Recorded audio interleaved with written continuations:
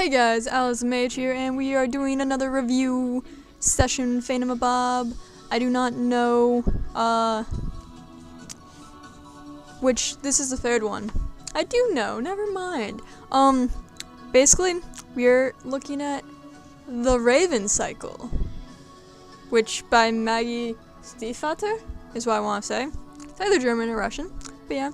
This is the cover of the first one. All of mine are in hardback because I bought them like very soon after they came out. I feel like I'm having to speak really loud because I have my stereo playing music and then I'm talking into my headphone, but because of how this mic works, it's not picking that up super loud, so it's like, it's disconcerting. But there's 4 books in the series. You can more or less see them. I'll go through like all the actual titles and stuff so you don't have to try and read it from that. But yeah, and there will be information down below. Like I said, I read these as they came out, so like I had to do the whole waiting thing, and it was awful because I just wanted to read them all because they're fantastic.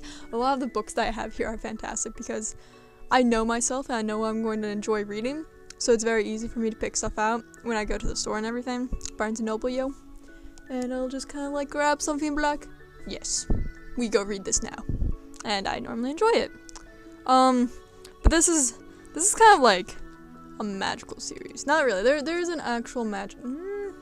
There's psychics. And so like Blue Sergeant, the main character, she grew up in a family of psychics. And here, let me just read. I'm pretty much saying what the theme for the first book is. There are only 2 reasons a non-seer would see a spirit on St. Mark's Eve. Either you're his true love, or you killed him. In Blue's case, it's both. Or it would be both.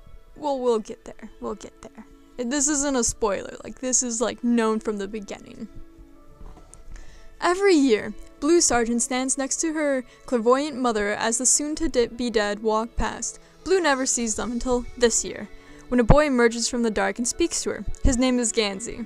He's a rich student at Aglamby. I've never had to say that name aloud. Shit.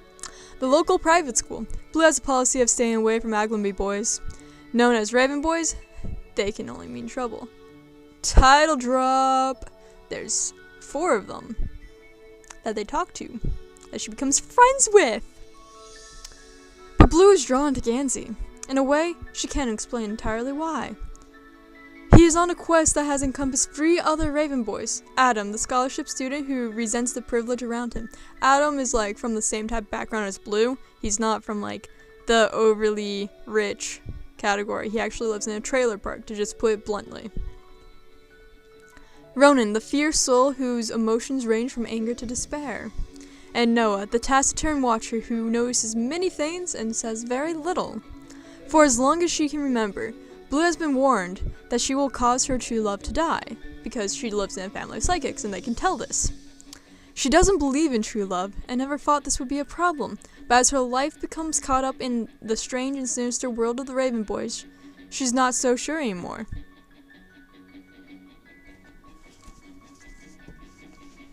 That's what caught me into reading it, and I gotta admit, it was worth it. Each character gets like their own unique thing that becomes very, very important to the storyline. Like insanely important. And it just kind of continues like, so this one is pretty much the introduction to everything, and mostly about Blue. Mostly about Blue dealing with this. And Gansey's ultimate goal, because he's the one that brings them all together. Then, this one is a lot about Ronan. This one, the first one really just sets up all the characters. This one's like so much about Ronan. The first one's kind of more so about Adam, is what I would say. Because Adam's part doesn't really get much more in depth than in the first one. This one's about Ronan. Same with Noah, though. The first one really just like sets up good baseline for all the characters. This one's mostly about Ronan. That is him on the cover. He is mostly bald, very cool looking, deals a lot with ravens. It's called The Dream Thieves. This one is a lot about Blue and Gansey. It delves a lot into. So they're on a quest to study the ley lines, and Gansey wants to find King Gunglauer, who, if you dig up his grave, you are granted a wish, and yeah, cool things like that. This deals a lot into that. This deals a lot with the aftermath. This is the Raven King. Oh, wait, these are the wrong order. Haha. This deals a lot into getting there. This deals with what happens when they get there. Figure it all out. So this is Blue Lily, Lily Blue. It's the 3rd book. This is the Raven King. It's the last book. Came out last October. Whoa, I have a sticky note in the Dream Thieves. What's up with this? Uncovering mysterious facts. If I ever need a pick-me-up, read this. I'm just gonna read a page out of this and hope there's no spoilers. Oh, there's spoilers. So guys, I say skip the video like 2 minutes ahead and we'll be out of spoiler zone. But I'm gonna read this page because we can see what my pick-me-up is if I ever need one. No, Blue said. She was startled by how quickly she had answered. She couldn't stop seeing the dented side of the box he'd kicked. I mean, I don't know. I just don't kiss anybody. Just to be on the safe side. Being dead made Noah more open-minded than most, so he didn't bother with doubt. Is it when or if? What do you mean? Like, if you kiss your true love, he'll die, he said. Or is it when you kiss your true love, he'll die? I don't get what the difference is.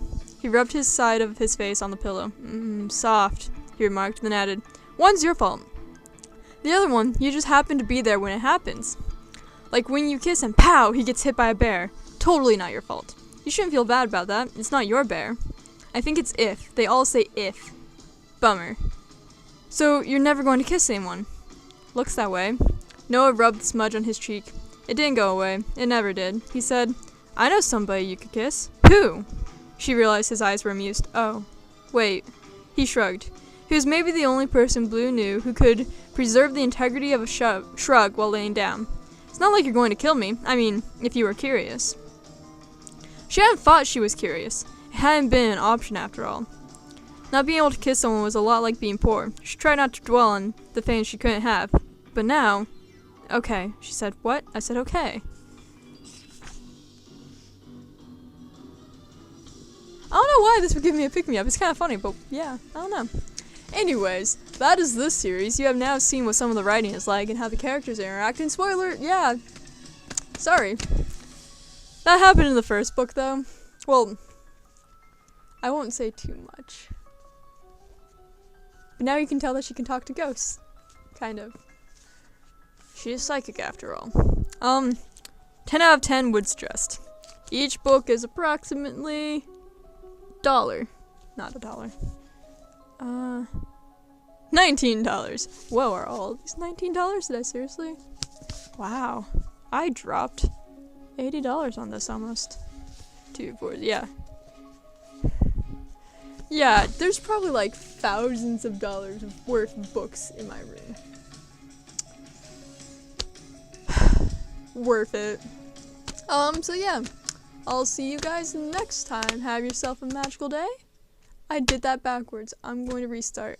Have yourself a magical day, and I'll see you next time. Bye.